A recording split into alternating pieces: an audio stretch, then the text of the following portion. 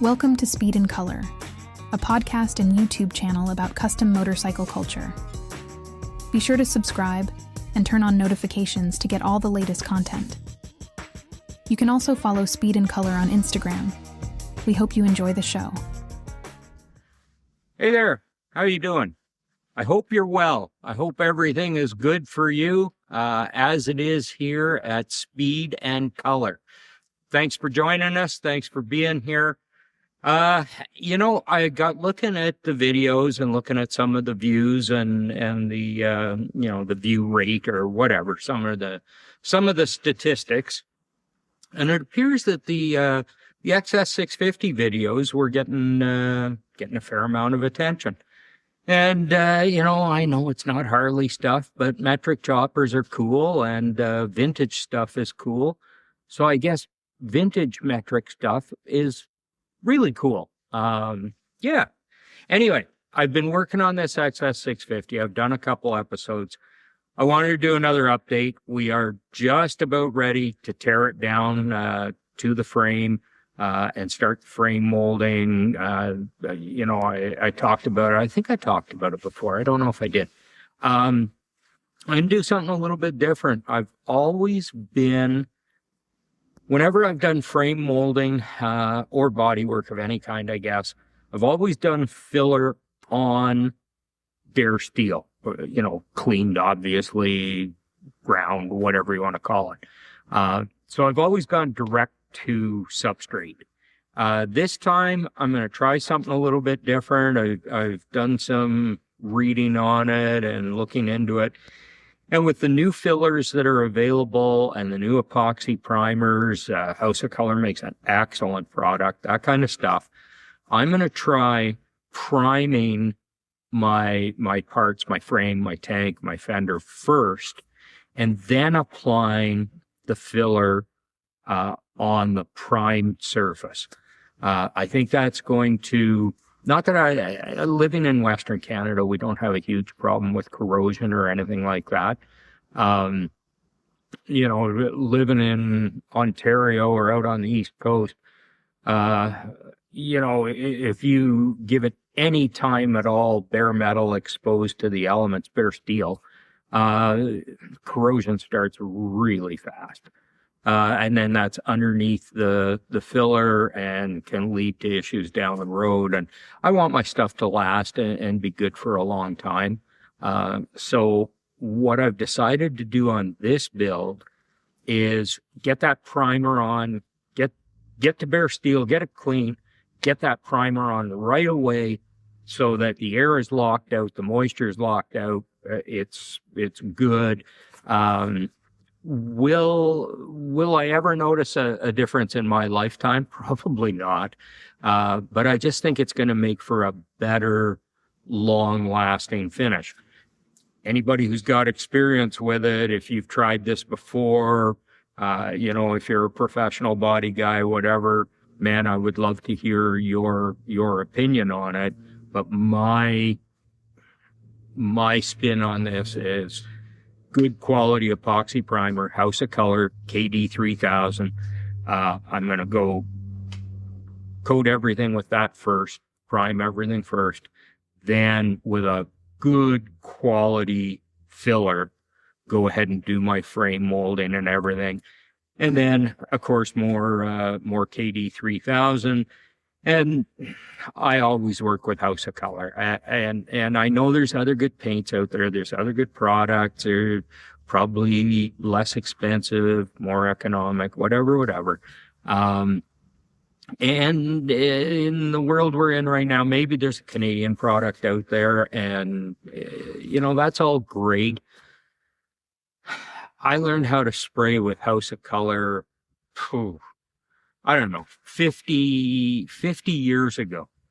And that's no joke. I'm not kidding. That's 50 years ago.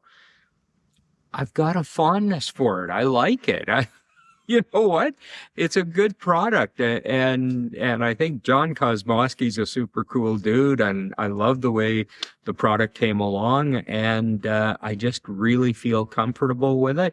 So whether I pay a few bucks more, whether, wherever the product is made, none of those things are going to convince me that I should try something different. I like the House of Color product.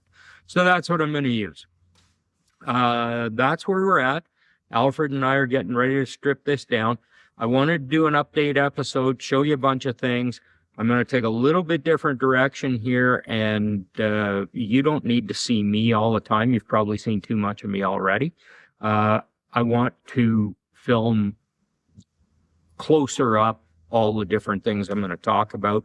So I have a camera I'm going to hold. Please bear with me. As many of you might know, I have something that unfortunately impacts people when they get older. Or some people when they get older, and that's essential tremors. So I do have tremors from time to time. Add a little shot of whiskey. Hopefully that'll smooth me out a little bit here.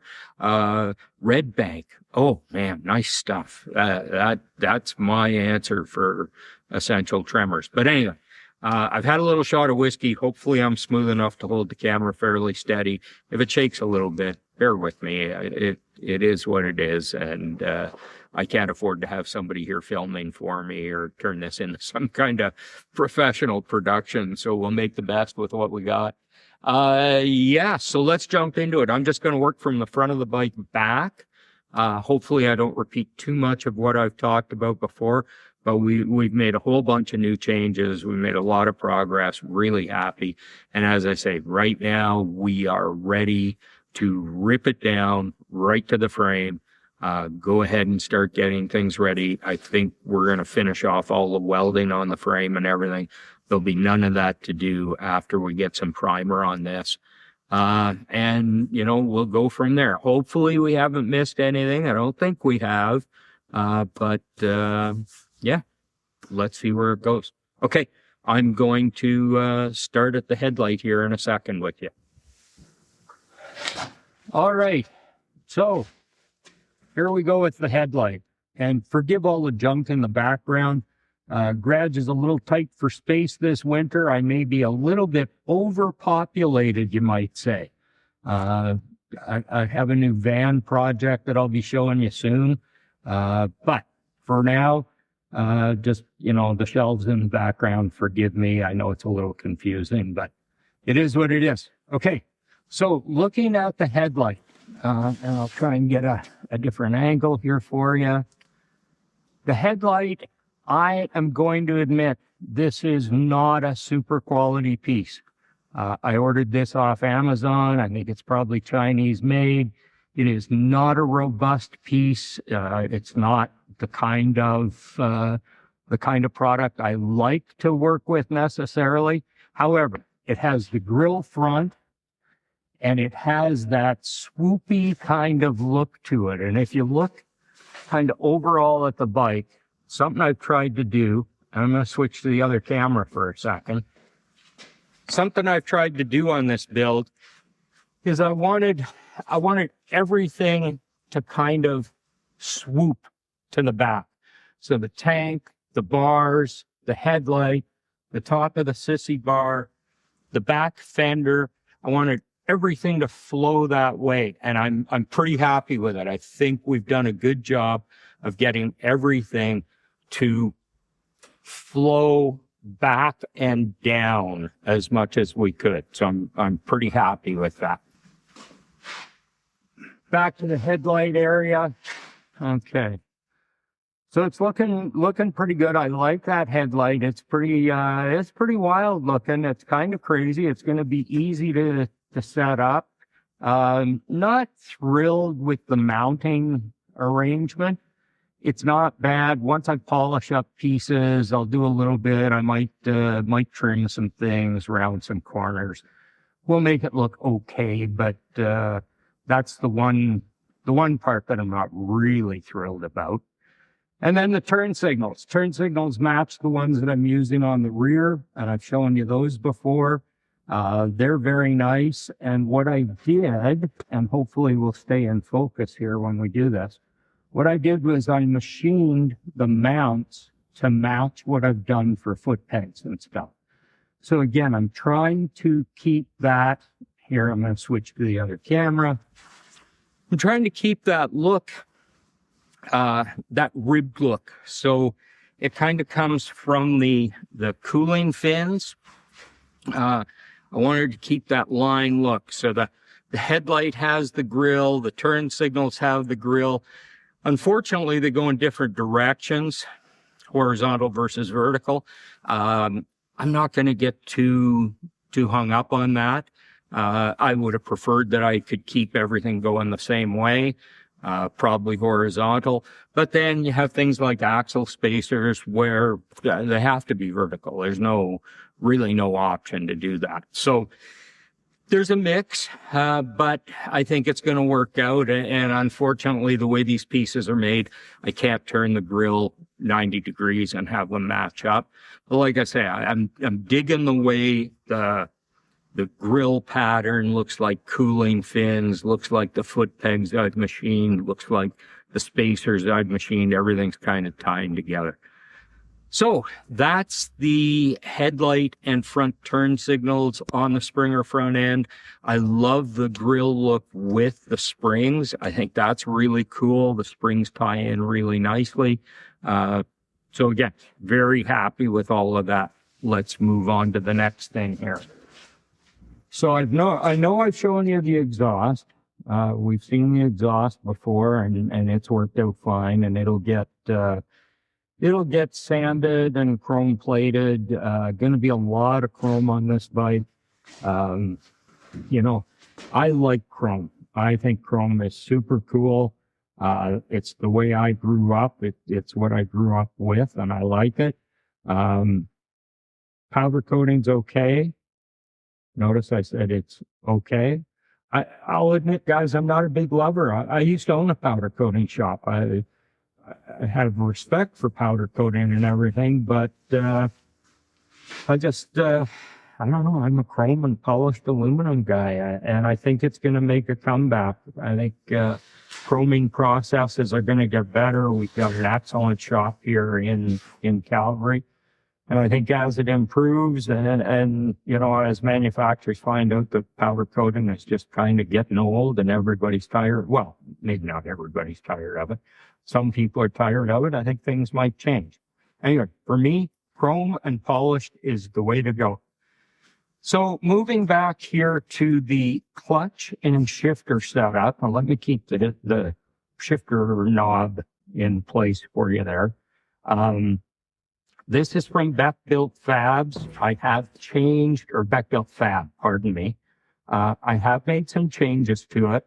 Dustin's setup is the old, what were they called before? Jump Street, I think it was. Jay over at Jump Street. Good design. You know, looks to me like it's going to work just fine. I have made some modifications because I wanted to do things differently. So the shifter typically from Beck Built comes, and let's see if my handle works there, comes out behind here, sort of under the seat, a jockey shift for sure. I didn't want a jockey shift. I wanted this shifter ball to be prominent. That was a big deal to me. It has to do with my son who, unfortunately is not with me anymore. But that was something that Thomas and I were going to use at one time. And I just really feel like I wanted that in this project. So I've changed the linkages, the way it works. Not the way it works. I haven't changed the way it works. I've changed the geometry. And I think it's worked out really well. Beck Built Fab foot pegs, as well, and foot clutch, nice pieces, you know, bronze, oil impregnated bushings and everything, like really good stuff, really nice quality. I've, you know, put my own foot pegs on there. I've put my own toe pegs on. I machined those. You know, the spacers on the linkages, I machined those as well. So I've just changed things around a little bit, but it's really the Beck Built system or process, and it's going to work just great. So I'm really happy with the way that's all worked out. Moving down to the kickstand, I'm going to admit, I agonized over the kickstand, and right now I haven't tack welded it yet, but I'll show you this. Let me see if I can hold this while I do this. So I'm pretty happy with this. When this retracts, it's going to be pretty cool back there. To go a little bit further back. It's hitting on the vice grip right now. Alfred sourced these red skateboard wheels from Temu or whatever, however you pronounce that Chinese outfit. So he brought one in for me. We love it. The red's going to work with the paint on the bike. That's going to be great. Brent down at PFX had this used, I think this is a TC Bros style stand. He had a used one sitting down there, and he said, I'll part with this. So that has worked out pretty well. I was hoping for something a little bit more creative, but I got to be honest with you. That red skateboard wheel, I think, makes it really different. It's going to be very cool when it's actually on, when the stand is down and the bike is leaning on it. I dig it. And then what we're going to do back here, we've got the TC Bros chain tensioner on there. Because of the geometry of the hardtail setup, I did have to lengthen this part of the chain tensioner. The original arm wasn't long enough to really do the job there. I've had the chain on it and got it all set up. But anyway, I lengthened that arm a little bit.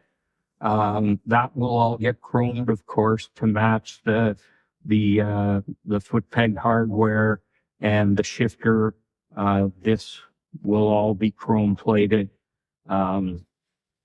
So that is in place now and works, and I've had the chain on it, and now it gets enough, I don't know, there's enough angle there. It works the way it should. It puts tension on that, on the chain on the bottom.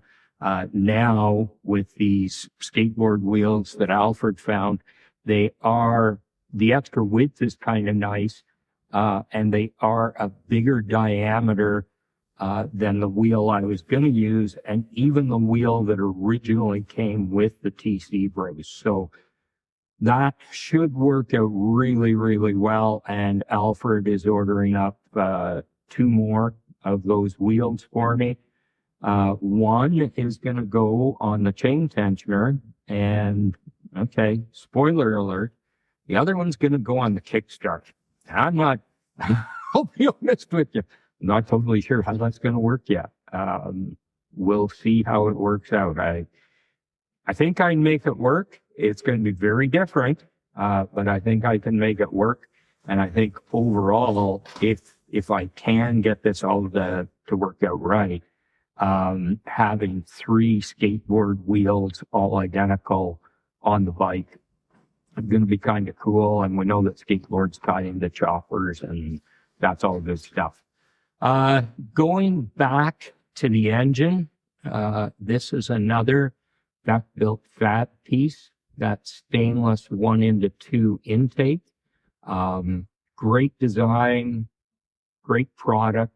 I gotta tell you, Dustin's stainless welding, his TIG welding, absolutely beautiful. Man, I don't know how that guy does that. It's so fine. His welds are just really, really nice. I love them. In this case, we took the manifold as he would typically make them. I'm a little bit, whatever. I find that the carburetor is kind of hitting the bottom of the back of my thigh, just a little bit. You can see where the seat is. You can imagine where the foot peg is there, that, my leg might have a hard time getting around that carburetor, but it's not much. There's just a little pressure from the carb onto the back of my leg. So what I'm going to do, originally I was going to modify the intake. I wasn't really looking forward to cutting it and changing the angle, which I think would do the trick. And the other night, Alfred said something that really made me think. He said, how big are the spacers between the head and the intake manifold? Because it is touching up at the top at the rocker box there. Well, I guess that's still the head, actually. That's not the rocker box yet. But it's touching up there. And he said, how thick are your spacers? And that made me think I actually have about, I measured it, and it would be close to an inch. I'm going to call it 3/4 of an inch. That I could add between the head and the intake. That's going to move that carburetor back another 3/4 of an inch. I think that's going to be really good. So before I go and cut the intake, I'm going to make, and I have right here, I have a couple pieces that I picked up this morning from Metal Supermarket in Calgary. Great place. If anybody's looking for metal for fabrication and stuff, I don't know who you use now. Metal Supermarket, I love those guys. They got great products, good pricing. I mean, fair for, odds and sods, if you will. It is certainly, you're not getting the same price you would get as an industrial volume customer. But given that you can just go in and pick stuff up and everything, pricing's great. I really appreciate those guys. So I have 2 pieces to make 2 spacers. That's going to push that carburetor back about 3/4 of an inch. And I think that's going to do the trick. It's going to be really close. It's also going to allow me to pull that shifter back, which I can adjust with the linkages down here and the rod ends and stuff. So I might be able to pull that shifter back just a little bit, which again, I would like. I kind of like to have the ball more up in this area. So, back a couple inches. So that's what we're doing on the intake. Seat, you've seen before. I did decide to add passenger foot pegs because I'm also doing a pillion seat on the fender in front of the sissy bar there. And that pillion seat is going to hide my moto gadget and any other electronics. Most of the electronics. I'll clarify that in a second. So, knowing that I'm going to do a pillion seat there, I decided to go with passenger foot pegs. I machined those to match the main ones. They're just little pegs. They don't have to be very big. I don't know if they're going to get used that much. And whoever's sitting on the pillion seat, which will never be a guy as long as I'm at the handlebars, but whoever the chick is sitting on that pillion seat, she'll just have to live with those pegs. That's what they are. I haven't finish welded them yet. They're tacked in place. Again, because of my tremors, because I'm not a professional welder, et cetera, I don't like trying to weld that on the frame in the position it's in. Seems how we're going to tear it down anyway. It's super easy to just lay the frame on its side, get the weld horizontal, make it easier to work around there. I weld much better when I can get things into a position that I'm comfortable with. So that's what we're going to do there. Moving down into the bottom here, you can see that I have the anti-gravity battery now tucked away down there. Had to make lots of modifications, and I'm not done yet. I got to do some more grinding and shaping on it and stuff. Love anti-gravity batteries, lithium iron phosphate, good technology, no issues at all. But I'm going to be really honest, and it is not an anti-gravity product. They do sell it to go with their batteries, but the battery mount case, well, it's not a case, it's a mount, a battery box, I guess is what I should say. Not impressed. I, you know, it works. The design is okay. The quality, not great. I was not impressed with the quality. So, I'm not gonna take a shot at who made it. Like I say, the design is good. I see where they were going. I just think the quality of the thing could be way, way better than it is. So we'll leave it at that. But it did work out. I've modified it enough. And what I had to do, let me just scoot around to the other side here. What I had to do, or even have to do, I was looking for a way to mount this and a place to mount it. And it was driving me nuts for a while. I was having a real hard time with it. And finally, I sat down and took a look at it, and I thought, wow, I could mount that right off of the same tabs that the master cylinder mounts off of. And I thought, well, I could also make the spacers to match all the other stuff I've been doing, like the linkage back to the master cylinder and the foot pegs and the toe pegs. And I thought that'd be cool if everything matched up. That's what I did. I machined a couple spacers. I threaded the spacers, so they're actually the mounts. The bolts come through the master cylinder, through the tabs, into those spacers. I got some nylon washers in between the spacer and the tab. Once the frame is painted, those tabs will be painted just to prevent some ugly scratching and stuff. I'm going to use those nylon washers in there. Between the master cylinder and the tab, there is a chrome spacer. Those are really nice pieces from Lowbrow. Who does Lowbrow get their hardware from? Colony. Nice stuff, good quality stuff. Very expensive for Canadians now with counter tariffs. By the time you get them here, I need to look for a Canadian source for those or a Chinese source. But those I had, and I can't criticize them. I can criticize the tariffs, and I can criticize the U.S. president. I can't criticize the parts at Lowbrow. Good quality stuff, and I just wish it was still. I wish it was still reasonable to deal with those guys. It's not, unfortunately, for Canadians, and we'll have to see what the future brings. But that's that. So I did get the battery mounted. The other thing we did while we're on this side is we had the brake rod, the caliper rod, whatever you want to call that, made that up and got the tabs in place and everything. And it fits in there real nice. It's just real nice clearance between the sissy bar and that. So the whole brake setup worked out really, really well. That brings us to, actually, before I talk about the back end, I just want to come around here again. And I want to show you this. I'm really happy with this look. This is what I wanted, is that big space under the seat. Now, with the car, still got to put an intake on it, air cleaner on it and whatever. However, most of that space is going to stay there.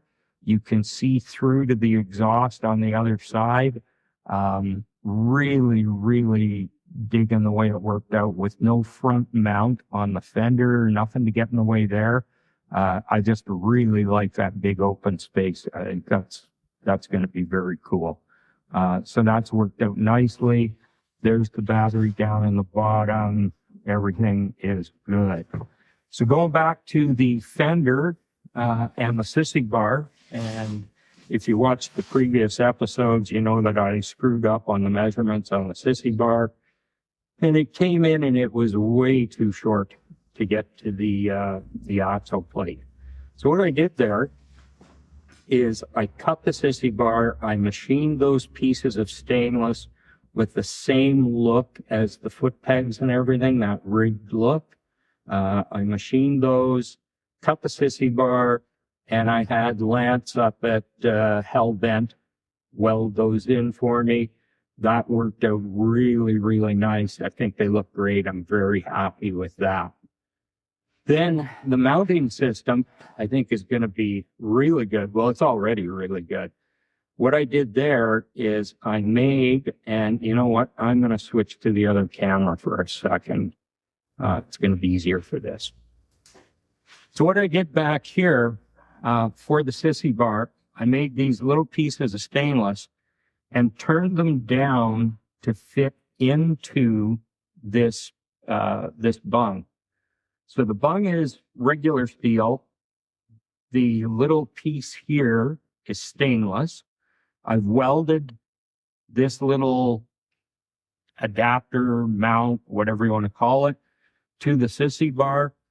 It goes into this steel bung. There's a shoulder there, so it only goes in as far as the shoulder. And then I drilled it on the other side and threaded it for a 1/4 inch coarse bolt. So from the inside of the fender, the bolt goes through this bung and into this threaded piece on the sissy bar. So now the sissy bar is bolted into this, and this bung, now I'm going to weld to the fender. So the bung will be welded to the fender. When you put the sissy bar on, just spread it, get it into the bungs, tighten, put it into the bungs, and then put the bolt on the inside. Going to make this super tight, super strong with the mounts that I did for the turn signals, which aren't in place right now, the rear turn signals and the fender.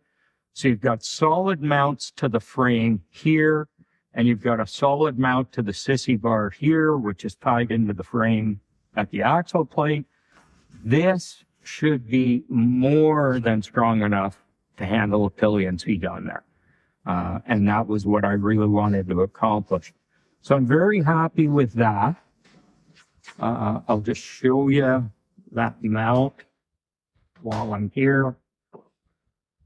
So very happy with the way that worked out.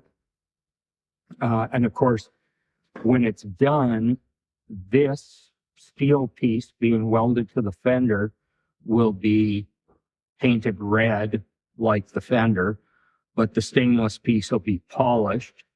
This piece right here will be polished like the sissy bar. So that's going to tie together there. I had to make a little modification to Sean's hardtail for this thing. And let me see if I can get in there and show you. So if you look right here at the axle plate, I had to notch that a little bit. And now I have to weld a piece in there just for strength and to close that off.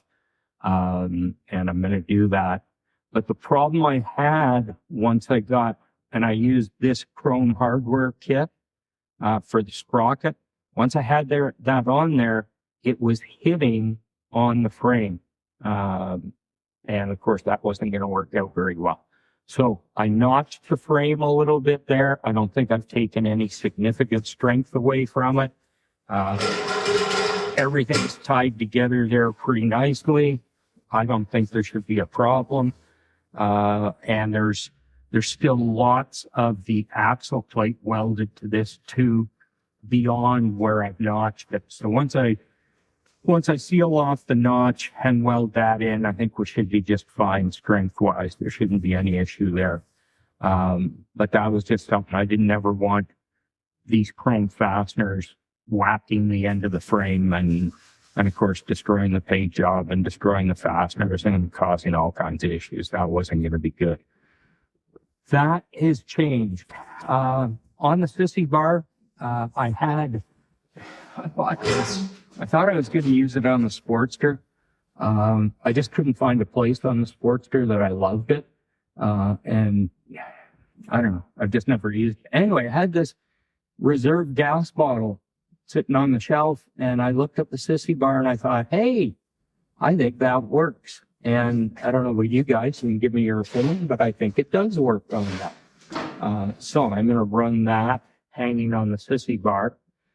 That brought me to the tail light, and the tail light is the thing, like the battery. Boy, oh boy, I agonized over this tail light. I thought, what am I going to do? And again, I expressed this on another episode, and I will say I don't like being pigeonholed. I don't want to be that guy who always mounts my tail light off the left-hand side with the license plate. I've done that a few times now. And for me, it's okay. I know builders have kind of signature looks and stuff like that and things they do all the time. And that's fine. I got no issue with it. For me personally, I do not want to do things the same all the time. This bike is totally different than anything else I've built. I mean, totally different. I'm not even going to tell you I love everything about it, but it's different. And that's what I want to do. So when it comes to mounting the tail light, the type of front end, the type of paint, whatever, I want to change it up. I want to keep evolving. I want to keep doing things differently. So with that in mind, I looked at the tail light, and I've always, and again, this is just a personal thing. Don't get all wound up on me about it. I don't like tail lights on the sissy bar. I don't like the way the wiring works out necessarily. I just find sissy bars, to me, the sissy bar looks so clean, even with that gas bottle on it, which can come off and then it's super clean. I like sissy bars clean with nothing hanging off of them and stuff. That's the look that I prefer. It's not the right look or anything. It's just the look I prefer. So I thought, well, we could mount the light off the sissy bar. I would do that for a change. And I looked at it the other day and I thought, no, I just don't like that.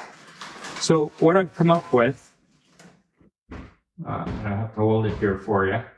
I've come up with this tail light with a grill on it, so it matches. That's all good. Nice chrome piece. Everything's good there. And then what I decided to do was make a bracket to mount it. And I sat down and fashioned that, and that will get chromed. And the tail light is going to sit there. So it's going to be a fender mounted tail light right there. I have no idea where the license plate is going, and I really don't give a shit. License plates are just a pain in the ass. They're, to some degree, in my mind, unnecessary. I don't like them. It may be going on the back of my vest. I'm not sure where the license plate is going. But as I say, I just really don't give a shit where it goes. I want this bike to look good as this bike, and this bike does not include a license plate. So again, just one of Bruce's little pet peeves or idiosyncrasies or whatever you want to call it. That's an update on the bike. I think what I'm going to do is I'm going to I'm not going to weld. I'm going to tack that kickstand in place. That's the last thing that I'm really concerned about. I'm going to tack that in place. Alfred and I can roll this off the stand again, put it on the kickstand, and just make sure the angle's right, everything works out. You know what? I'm going to switch to the other camera to close this off. So Alfred and I will roll the bike off the stand, make sure the kickstand works, the angle's right, it doesn't fall over, that kind of thing. And then I think we're ready to tear it down. We are going to, in here, this cross piece where the backbone comes into the hardtail kit, That's a very substantial piece. It's nice and thick. I think it's, let's see. Boy, that's got to be close to half an inch thick. So it's a very substantial piece. It's nice. What we're going to do is we're going to drill probably 4 holes in it, equally spaced nicely. We'll drill holes and tap it for, I think, a 5/16 course will be fine. So we'll tap it for a 5/16 bolt. And that will give me something to bolt. For example, if I need a plate to mount the voltage regulator and maybe even the coil on, that'll give me a way to mount that after the frame is painted. That's the only thing I can think of that I haven't got an actual something welded to the frame for. And I don't know that, for a voltage regulator, you don't need to weld tabs onto the frame and stuff. I think it'll work just fine if we bolt it underneath there. With no electric starter, there's a real nice gap right behind the engine, between the engine and the backbone. Really good in there. So coil and voltage regulator might fit in there. I might be able to get the voltage regulator under the pillion with the Moto gadget. We'll see how that all works out. That's where I'm at. I will, I'll do another episode on engine stuff because there's a lot of stuff there to talk about that I think is worthwhile. That's where my XS650 chopper build is at. Really happy with where we're at right now, and we should see some pretty significant changes here in this next, couple of months. All working out. It's great. Happy you joined me.